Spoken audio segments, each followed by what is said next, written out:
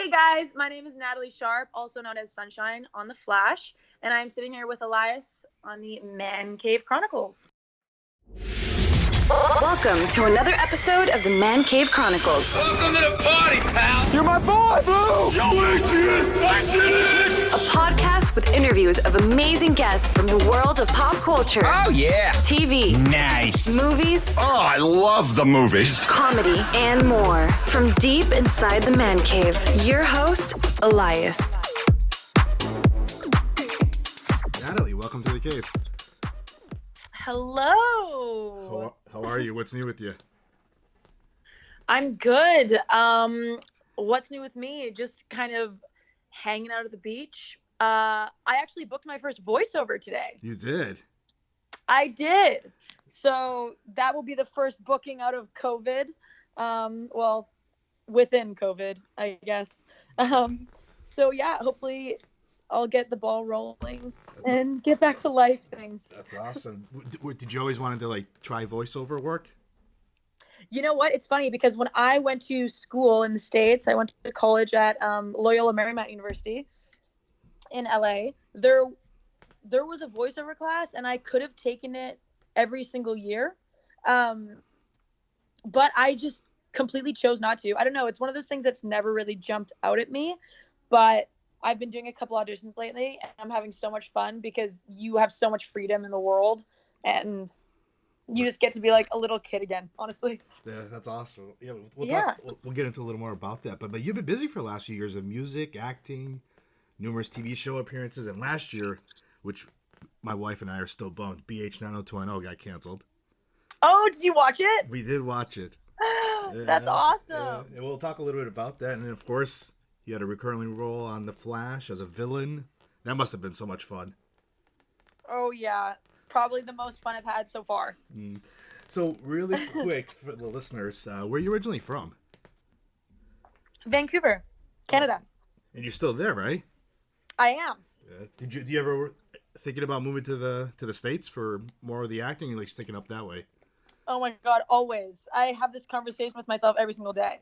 I love LA so much. And I always felt like I was a little bit of a California girl growing up. So I always plan, my next trip there. And I hope one day I get to spend more time there, Yeah. Maybe move there, but too soon to tell. Yeah. Well, you can't really complain because Vancouver is like another Hollywood right there. Everything gets filmed up there these days. Oh, yeah. Well, that's the thing. It's so nice to be here and be able to go home after, filming and stuff. Yeah, Vancouver is such a hub. It's really good for our local talent here. So, growing up, how old were you when you kind of had an idea that this is what you wanted to do? Ooh, I think I was... Well, it's dicey because I started dancing when I was 2, singing when I was 5, and then singing kind of got me into musical theater. And so it kind of introduced acting through that way, through, plays and musicals, just being on stage. And so I'm going to say maybe 8 or 9. I started loving acting, and then one day I was watching Lizzie McGuire on my TV, and I turned to my mom and I was like, I want to do that. And then we got me into film and TV. Oh, wow. Yeah. So when you were young and you were trying all that stuff, did you have any family members that were in the industry or anything? It was just one of those things you just somehow got into it, just started doing it? Yeah, none of my family members are in the industry. So it was one of those things where my mom, she did put me in dance, and I think that was her choice. Yeah. Obviously, she was like, that'll be a great thing for Natalie to do, to just grow up in, have an extracurricular activity, dabble in the arts or whatever. And then I think I just loved performing. So then music and acting followed naturally, I think. So when you got older and you got into high school stuff like that, did you have any second thoughts I might want to get into something else just in case acting doesn't work for me? It's funny because I have those thoughts all the time. I remember being like, I want to be a lawyer. I want to be a cop. A cop would be cool. A detective would be cool. And then I was like, Natalie, no, you just want to play those on TV. You know? Yeah, it makes sense. So I feel like I've wanted to do so many different things, and I've fallen in love with so many different lifestyles that at the end of the day, it's like, well, if I'm an actor, hopefully I get to play all those roles and explore them that way. You know? Yeah. How old were you when you like started taking like acting lessons? I'm gonna say 10. How was that at first? Do you remember? Oh, no, it's funny. I don't really have a memory that stands out too much when it comes to acting classes. I just remember it being so playful. I loved it. It was like, you know, you play all these icebreaker warm-up games, and basically acting when you're young is just a bunch of games because they just want you to be in the moment and play and, you know, react and get comfortable with your with the people that you're acting with. So it's not super intense. It kind of felt like camp in a way. Yeah, and I guess a lot of improv. So it was just all very fun, you know. When you went to when you came to the States for college, I assume that you majored in theater and acting, right? I did, and I minored in business actually. What was just in case? Is that what it was for business? Yeah, I grew up in a business family, and okay, so backtrack to when you asked me if I do have any family members in the industry. Yeah. My brother, after I showed an interest in acting, my brother started pulling out his camera and filming like Lego pieces and making these little movies. Yeah. And now he wants to be a film director. So now it's the two of us. Yeah, now it's the two of us. But wait, what was your question? Is it when you said when I asked you about coming to the States for college and you said that you minored in business, and I said was that just in case that the acting wasn't going to work out? Yes. Yes. So the deal was that if Alex and I, my brother and I, wanted to pursue the arts, we both were forced to take business as a minor in college. Makes sense. Yeah, I was like, honestly, Dad, that's the smartest thing you could ever like say to me. I'm down. Let's do it. Why not? So what was the reaction like when you first told them, okay, I'm going to school, this is what I want to do? Like, they weren't surprised. Yeah. No.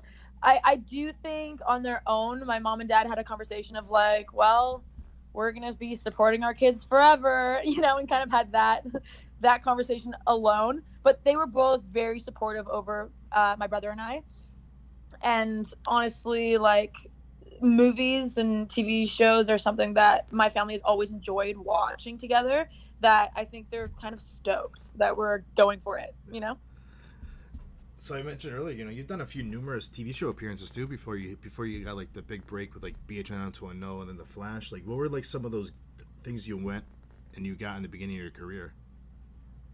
Yeah, well, my first ever job, I fully cried when I got the phone call that I booked it because I was so happy, was Untold Stories of the ER.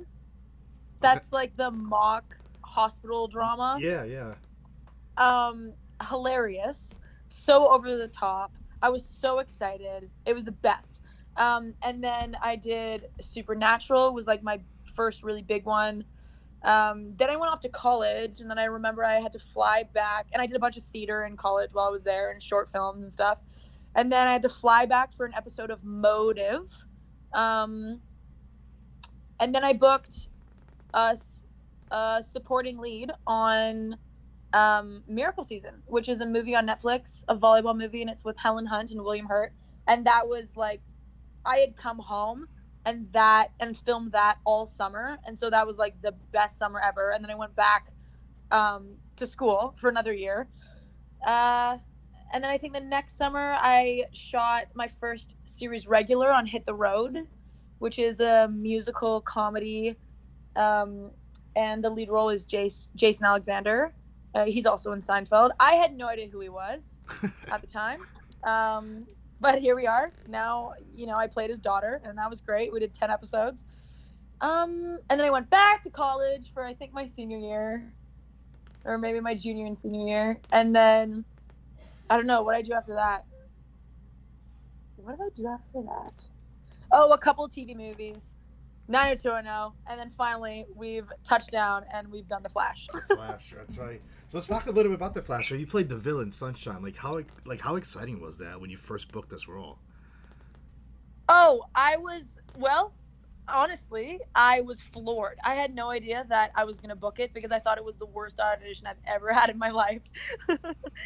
But yeah, I mean, I love playing Sunshine. I've always said I wanted to be an action figure or some sort of superhero or, in that world, at least in that comic book world. And so just the idea that I have powers and I have a suit and I get to fight is like a total dream come true. Tell us about your audition, because you said you didn't think it went that well. Okay. All right, here we go. She's telling it. So basically there's so I prepared the 2 scenes that we had to do, and I had a character description. It didn't say Sunshine at the time, fun fact, it just said Millie. And so when I in that first episode, when I drop down and I say call me Sunshine, instead in the way I was auditioning, I was like, call me Millie. And then Frost is like, that's not a cool name. And it's funny because it's, Millie is such a boring name. Anyways, but back to the audition. I got there early, so I thought that I would have enough time to, sit down, get all relaxed, get ready, sign in, have it be a very nice little experience. But they were running early. And so I got there and they called someone, and the girl also, who was supposed to go in front of me, wasn't there. And so they're like, Rachel, no Rachel. Okay, Natalie. And then meanwhile, I'm still writing my name on the sign-in sheet. And she goes, Natalie, come on in. And I was like, oh God. Okay. Yes, Natalie, you're a professional. You got this. You don't need time to relax or get in the moment. Just go on in. And so it just totally caught me off guard. And I immediately had this wave of anxiety. I walk into the room, and my reader is my acting coach, which also threw me off because I was like, oh, so you didn't even know Allison? that? I didn't know that. And I was like, Allison, hi. She goes, hey, Natalie. I'm like, okay. And so now there's this little layer of, they know when you're doing your best. They know when you're your acting coach could call all of your bluffs, And so there's this extra little pressure onto the whole session, especially because her name is under my training on my resume. So both of us were in the room, and if the casting director's looking at his resume, it's like, oh, you trained with Allison. It's like, let's just get this audition. Let's just do the thing. So it was very nerve-wracking. And then it was going super well. I was being very heroic and super fun. And then I blanked and I completely forgot my line. And I looked at my coach and reader in panic, and I just kind of said, line, which is what you're supposed to say if you forget your line.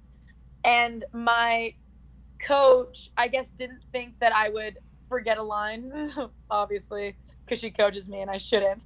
And so she wasn't prepared to give me my line back, so she gave me the wrong line. And then we had a discussion on how it was the wrong line and just tried to fix the whole thing, but it was like a crash and burn of an audition. It was so awkward, and I was sweating, and you can see everyone's cringing in the room, and it was like, okay, let's do that again. And so yeah, I definitely left thinking I was not going to be called back into that office ever again. But that was just my own soul dying. No one else noticed, thank God. And yeah, but I booked it, so here we are. How long before they called you? Was it days? It felt like it felt like it was 2 weeks later. Okay. So it was more of a shock of like, what?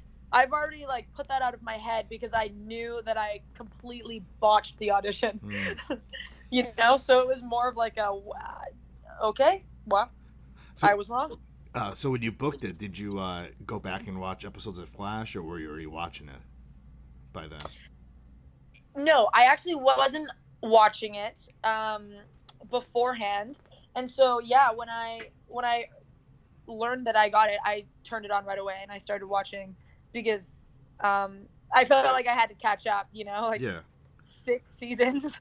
I'm like, all right, here we go. I ended up watching the first season and then the last part of the last season that was on Netflix that I could watch up until my episode, and read some fandom websites too, which are so helpful. They are so helpful. I'm so happy. Like us actors are so lucky to have those because it's a lot of research in very little time.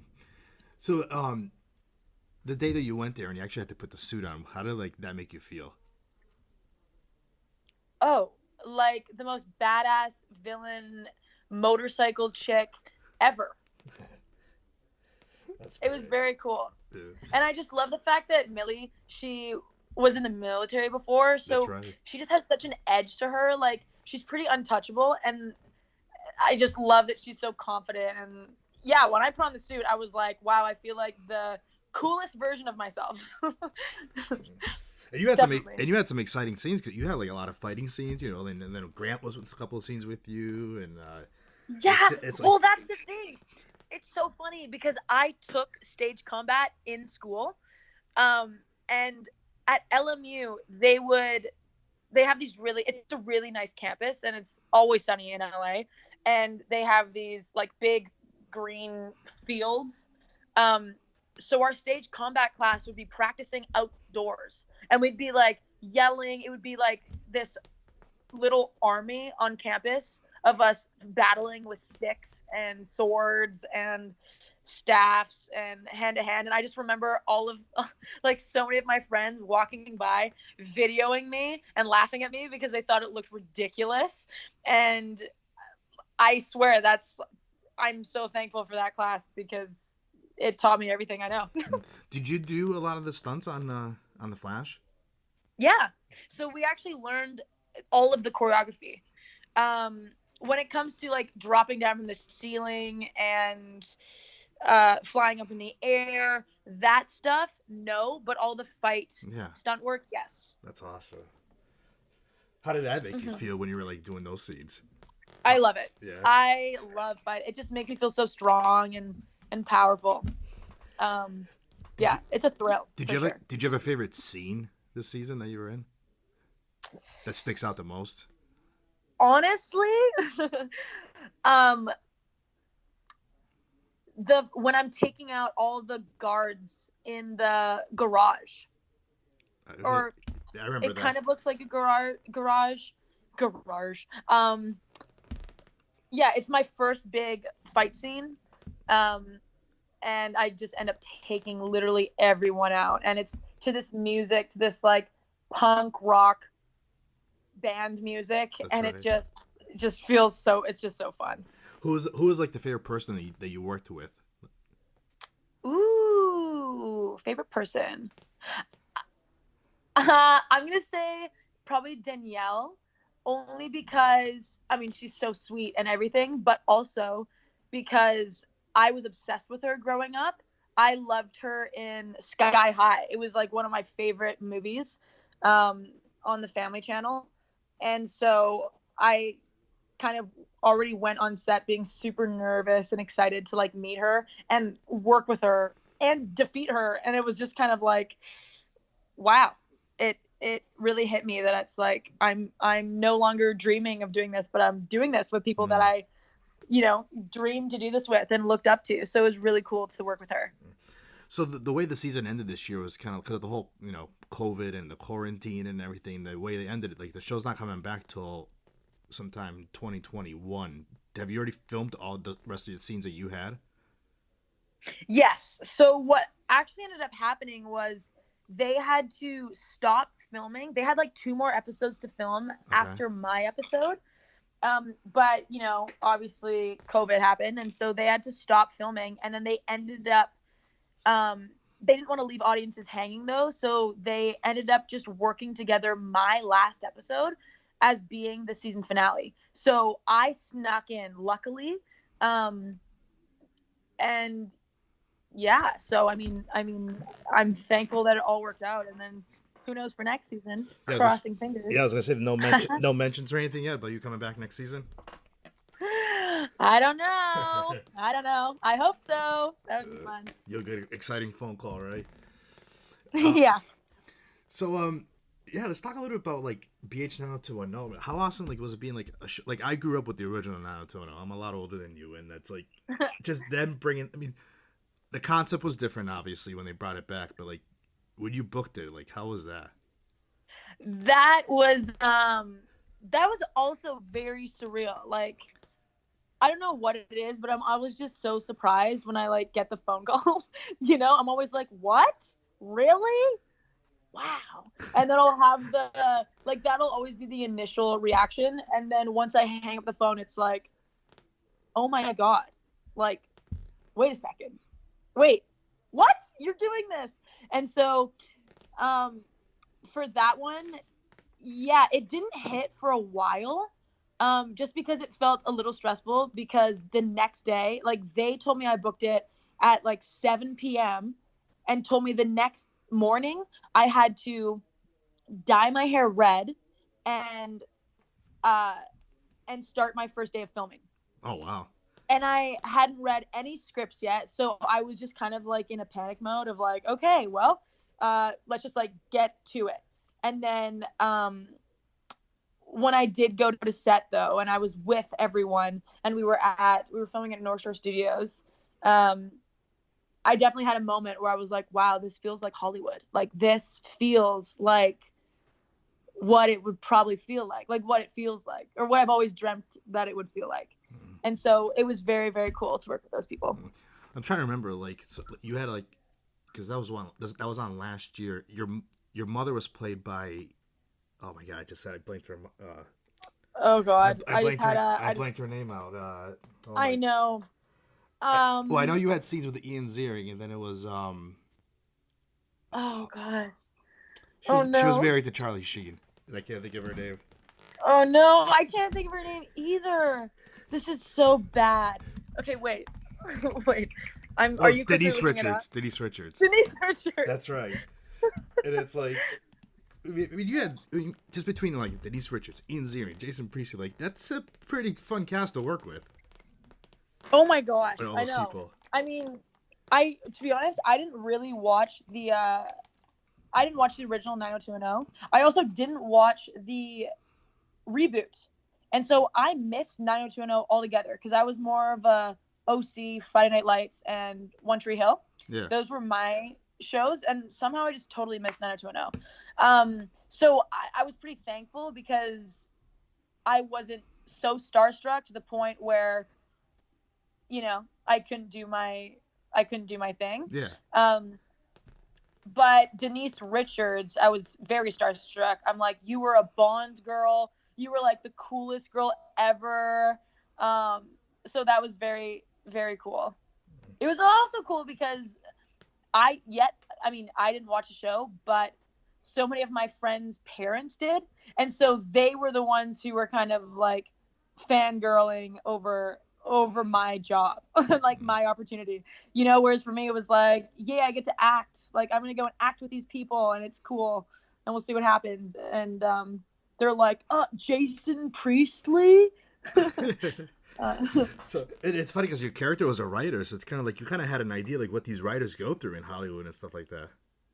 Oh my goodness, it was so stressful. It was very stressful being Anna, just because, yeah, like, you're always wrong. That's what I've learned. And there's a whole committee of opinions, and I'm just like, I respect writers now, because that was painful, so painful. And it was only what, six episodes, right? Is that what they did? 6 or 8 episodes, yeah. And then there was rumors that it was going to get. They said there was rumors that it might have got picked up by somebody else, but it never did. No, yeah, unfortunately not. So, what's next for you in 2020? You said you had the voiceover work, but this is probably something you can't talk about. I can't talk about it yet, but well, I guess more voiceover, you know. Yeah. So that, and then music. I've been playing a lot more music lately, and I've actually gotten together with a buddy of mine. We've known each other since we were 5 years old. He's so great at the electric guitar, and we have been jamming together and thinking we could maybe start a little bit of a duo where I will be singing and he will play the electric. And so that is something to look forward to. And then other than that, just auditioning and probably traveling. Where are you traveling? Any good spots you've picked out? Well, I haven't. I mean, I want to go so many places. I want to go to Bali. I want to go to Australia, London, and do that whole circuit, you know, and just go around. Those are probably the immediate ones. Mexico, you know. Yeah, but you gotta watch it now because once you travel, you gotta go quarantine yourself for weeks after that. That's the only thing.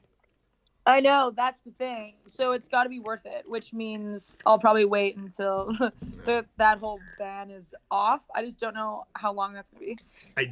I did read online that Vancouver is starting to pick up now with filming. Yes. I saw an article earlier today too. Yep. So who knows? Yeah, things are picking July, up. we're probably going to be like right back in and doing it, which is very exciting. That's awesome. Natalie, how can the listeners find you on social media? Ooh, you want my social? I'm on Instagram. I'm at @nsharpie. On Twitter, I am Natalie Sharp 007. That's awesome. Why the 007? Because like Denise Richards? Yeah, no, but that's fully because of James Bond. Yeah. If you were wondering.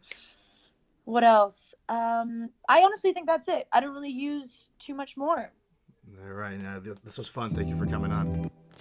Thank you so much for having me. This is a blast. That's a wrap. That's a wrap, everybody. That's a wrap. Thanks for listening to the Man Cave Chronicles podcast. I finally get my man cave. You can find us on Twitter, Facebook, and Instagram at the MCC Podcast and our website, themccpodcast.com. Until next time.